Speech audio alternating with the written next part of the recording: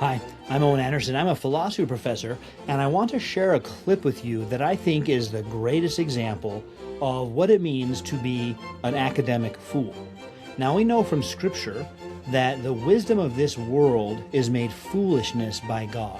One of the ways that God does that is He lets people who believe they are wise speak publicly and be exposed as speaking foolishness. And I think this is one of the greatest clips for illustrating that. I spent my whole career, 25 years so far, around people who say there is no God, the Bible's not the Word of God, we don't need to look to Christ for our salvation. And when you ask them, how do you know, their foolishness is exposed. And this clip does it as well as anything I've ever seen.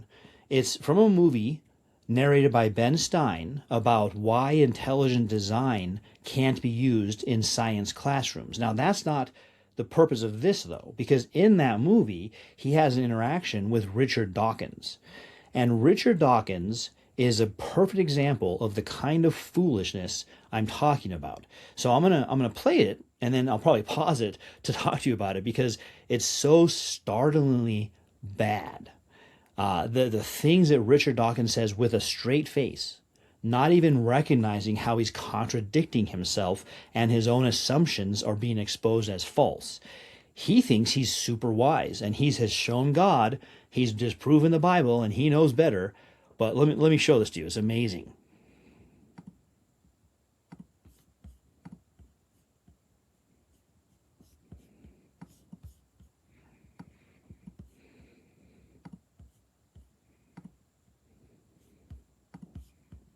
So you believe it's liberating to tell people that there is no God? I think a lot of people, when they give up God, feel a great sense of release and freedom. Why do you think that? I mean, what's your dad? What's your scientist? What's your dad? I think, well, I've had a lot of letters saying that, and There are 8 billion people in the world, Dr. Dawkins. How many letters have you had? No, I haven't done that. That's quite true. Ben Stein does this time and time again. Richard Dawkins could have just said, I feel liberated when I stop believing in God. But instead, he tries to make it a claim about all humanity. All humans who leave God feel liberated. Now, that might even be true, because they're liberated from needing to do the right thing, to do whatever they want. But Ben Stein's point is great, because this is a science documentary, and Richard Dawkins claims to be a scientist. How do you know people feel liberated? Well, I have some letters. There's 8 billion people. So he calls him on his empiricism, and the things Richard Dawkins says, they're never empirical. They're never scientific. He just says things, and then he has no proof. And this is just one illustration. Let's keep going. Dr. Dawkins seemed so convinced that God doesn't exist that I wondered if he would be willing to put a number on it.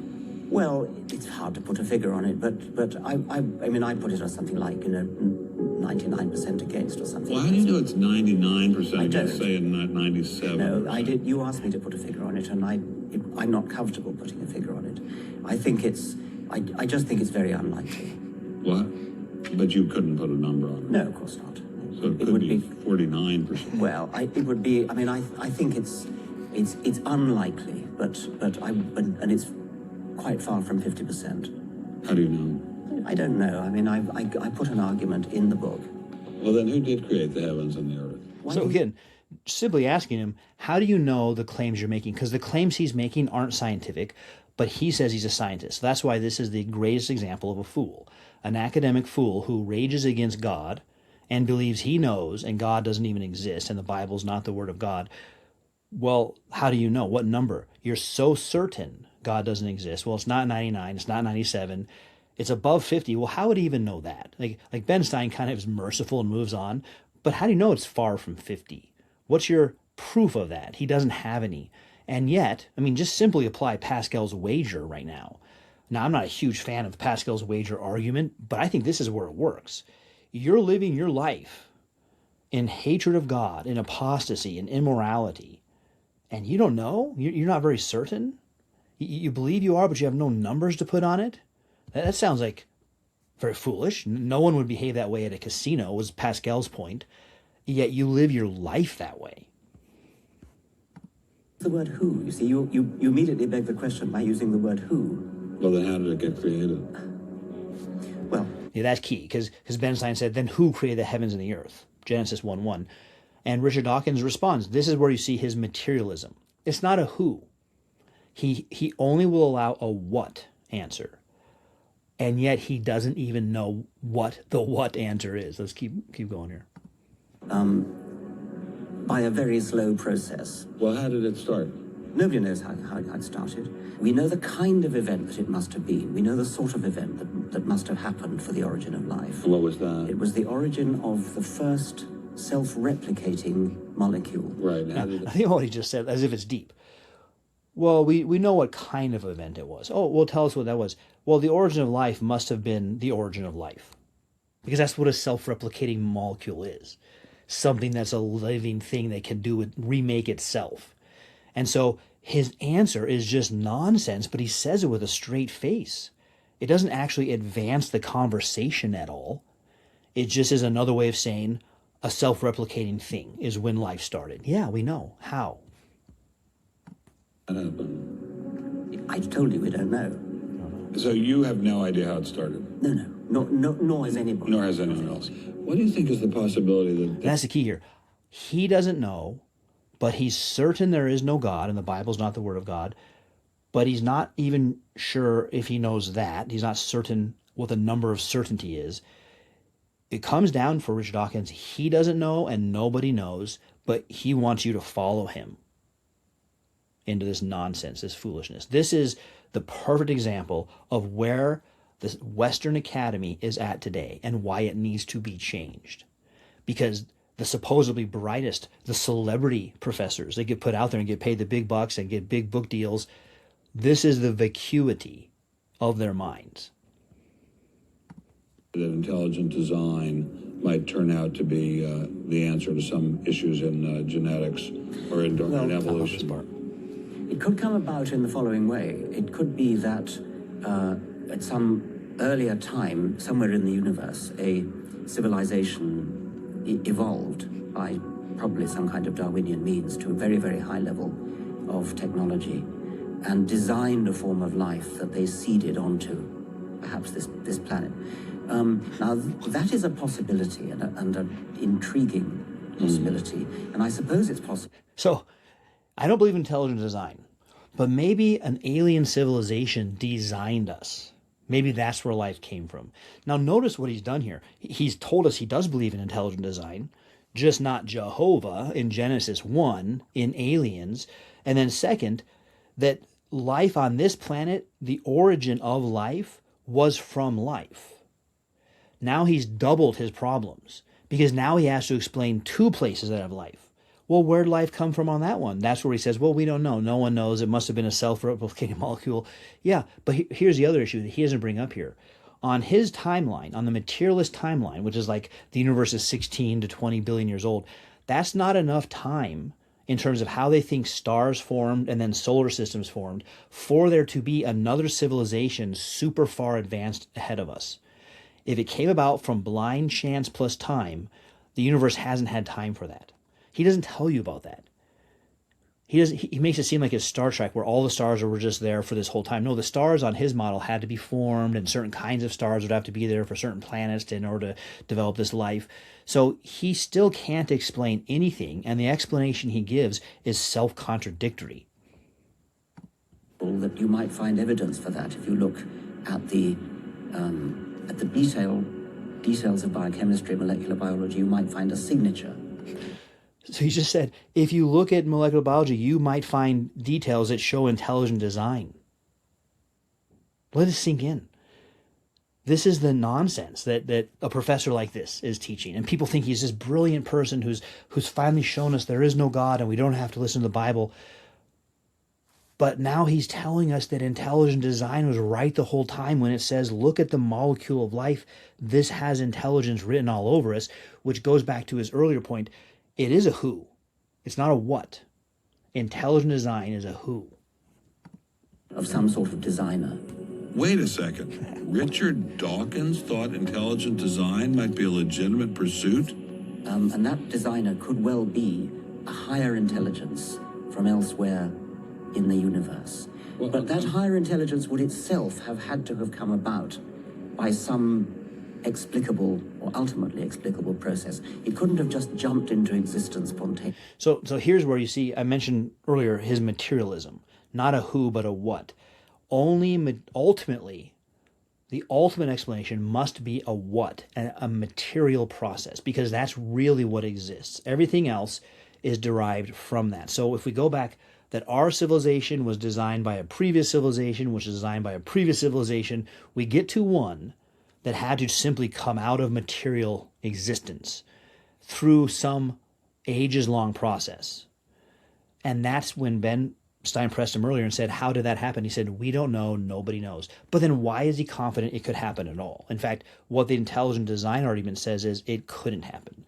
You can't get from blind chance, in his blind watchmaker analogy, you can't get this. Now, in his, just in case you don't know, in his blind watchmaker book, what he says is design is like having a sentence written by a typewriter. And the sentence he picks from Shakespeare, what is it? It's about a weasel. I'm forgetting a particular one, but it could be anything. It could be from Dickens. It could be anything. It could be Genesis 1:1. In the beginning, God created the heavens and the earth. But each time the typewriter starts randomly putting letters up, if it's not the correct letter that goes in that slot, that one gets scrapped and you start over. So until it says I for in, until the letter I is put, every iteration is scrapped. Once you get I, it continues. And now until N goes up, it's scrapped. And you go back to having the I, and when the N comes up, now you move on to T, or a space, and then T. And so that guarantees eventually it will type out, in the beginning, God created the heavens and the earth randomly. But that's not random. You're not starting back at zero every time, which is what would happen for life. If some amino acids come together and they don't form into a protein, and those proteins don't form into a molecule, it gets scrapped back to zero, and you got to restart. So his whole blind watchmaker book is based on this false analogy. And then here Ben Stein just shows he doesn't have any answers. That's the point. So Professor Dawkins was not against intelligent design, just certain types of designers, such as God. So the Hebrew God, the God of the Old Testament. So, and specifically, God who has infinite power, he'll only allow intelligences with finite power. Infinite power means, he says, it just pops into existence. Infinite power means, what we find in Genesis 1. God is so powerful, God can speak something into existence. So he's not only a materialist, he's saying that can't be. I'll allow for intelligences, but not that one, not infinite God. Doesn't exist in your view? Certainly. I mean, that would be a very unpleasant prospect. And the Holy Trinity. And real quick, in other videos, he said specifically what he doesn't like about the Old Testament God is he can never believe in Jehovah because of the Amalekites. Saul was commanded to destroy the Amalekites, kill all of them, and Saul didn't do it. And so Saul was removed as king by Samuel over that because he didn't obey God. And there's more to the story, but for our purposes here, that's enough to know that he believes Saul was right, that Saul was showing compassion. Now, that's not what Saul said. Saul said he did it to set them apart for God later. But Richard Dawkins would say, Saul was right. He shouldn't have killed the Amalekites. And God, Jehovah, is really mean for wanting to kill Amalekite children. Now, that's what you call self-deception. He doesn't really lay awake at night worried about the Amalekite children. It's a thing for him to latch onto so he doesn't have to deal with the actual realities of thinking about God. Real objections, not just this is like silly Sunday school, kindergarten stuff. What about the Amalekites? Why did God do that? And Jews and Christians have wrestled with that and have good answers that he's never looked into. But that's the reason he gives why he can't believe in the Old Testament God. The New Testament, nothing like that. Do you believe in any of the Hindu gods? Like Vishnu? How can you ask such a question? You don't, how, right? How could I? I mean, why would I, given that I don't believe in any others? You don't believe in the Muslim God? No. And why do you even need to ask? Well, I just wanted to be sure. So you don't believe in any God anywhere? Any God anywhere would be completely incompatible with with anything that I've said. I assume. I just wanted to make sure you don't believe in any God anywhere. No. What if after you... So he wants him on record saying that. And what Richard Dawkins is noticing when he's saying, why would you even ask me that, is he's realizing beliefs are organized into systems. And he is a materialist. Ultimately, everything's explained by what? What matter, what material process made that happen? That's the only kind of answer. And theism, and Ben also mentioned, Ben Stein here mentioned like a Hindu system, which is polytheistic, but we'll just focus on theism, biblical theism. That and materialism are not compatible. So insofar as he's a materialist, why are you asking me if I'm a theist? Of course I'm not. But he's given us no reason. He has no scientific reason to be materialist. You can't say science proves only matter exists without being a circular argument. And so what Ben's doing here is just kind of get him on record the foolishness that goes on among this high-level celebrity professor who gives the simplest and easiest to reject objections to belief in God. You ran into God. He said, what have you been doing, Richard? I mean, what have you been doing? I've been trying to be nice to you. Yeah. I gave you a multi-million-dollar paycheck over and over again with your book, and look what you did. What I love about how Ben set that up is he emphasizes, one, the multi-million-dollar paycheck, of many ways that God was very kind to Richard Dawkins. He showed him goodness throughout his life with things like multi-million-dollar book deals. Wow, I'm a professor. That'd be great. I've never had a multi-million-dollar book deal. And not only that, he was long-suffering. He was kind to Richard Dawkins and long-suffering to Richard Dawkins, because Richard Dawkins was given a multi-million book deal to talk about how there is no God. And God permitted that to happen and gave Richard Dawkins all this time to go on all the shows and promote his books and lambast Christians and belief in God. God could have just said, you don't exist anymore. Or you go from here right to hell. He didn't. He's had all this time showing both God's kindness to him and God's being so long-suffering and patient with him, and yet he will still indict God and say God is really mean because of the Amalekites, when Richard Dawkins' own life has been so filled with kindnesses. Russell had that point put to him, and he said something like, "Sir, why did you take such pains to hide yourself?" But if the intelligent... It might have cut out because of my clip here, but he said he asked Richard Dawkins, what will happen if you meet God one day? And Richard Dawkins replied, Bertrand Russell was asked that question. And Bertrand Russell's answer was actually, I would tell him, not enough evidence, God. And so Richard Dawkins gives a variation of that. Why did you hide yourself? Now, there's two possibilities. Given the existence of Richard Dawkins, there's two possibilities. The existence of someone who says, I'm an atheist after having looked into the matter. One possibility is God hid himself. It's really hard to figure out, and in fact, the evidence might point you away from God, and God did that on purpose. But that still leaves open that God possibly exists. The other possibility is, it's not hard to know that God exists. God has clearly revealed himself to Richard Dawkins in the works of creation and in providence. And Richard Dawkins closed his eyes. So the first option, people like that one. Even Christian philosophers will say, yeah, it's really hard to know that God exists. Because they want to preserve this idea that I'm trying, I'm seeking, I'm looking around to know if God exists. And it's just so super hard. No one knows. And it excuses Richard Dawkins and excuses the unbeliever. But the scriptures tell us the other option is true. Romans chapter 1 tells us God has clearly revealed to everybody his eternal power and divine nature, not just like an unmoved mover or a shadowy first cause, but his eternal power and his whole divine nature, his goodness, his mercy, his justice, all of those things are revealed to everybody through creation. But in Psalm 14, it says this, God looked in the world and he saw that no one seeks him. And so we like to posture and show that, I'm a truth seeker, I'm looking. But that's not what God sees. God tells us what he sees, and he says, no one is seeking. So although it's clear, no one is seeking after him. And I think this video perfectly displays that, because Richard Dawkins, it's not as if he has cogent, really good arguments. I said before, this is like Sunday school level silliness. that a Sunday school teacher can respond to him as this kind of dawns on his mind. He should know better than that. And he's an advanced celebrity professor doing big book deals, and his arguments come down to no one really knows. And maybe aliens intelligently designed life. That's all he's got. And so that's why I thought this clip of all clips I've seen best is a best example of the academic fool. The wisdom of this world, those who believe they are wise and they oppose God, is made into foolishness by God and put up on a movie screen.